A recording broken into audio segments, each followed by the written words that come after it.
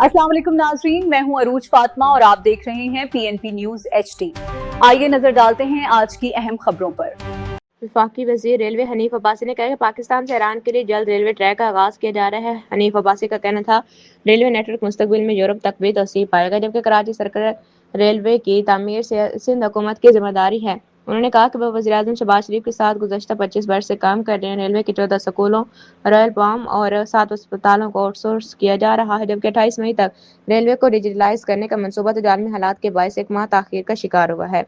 वफाकी वज़ीर के मुताबिक रोहड़ी कराची ट्रैक सबसे पुराना और मुश्किल ट्रैक है, जो 1861 से लेकर 1868 के दौरान बनाया गया था।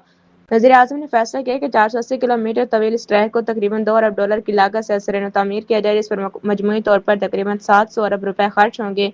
उन्होंने कहा कि रोहड़ी से नौकुंडी 900 किलोमीटर, नौकुंडी से तफ्तान 87 किलोमीटर के ट्रैक की बहाली भी जारी है। इनका कहना था, रेलवे नहीं चलेगी तो पाकिस्तान नहीं चलेगा।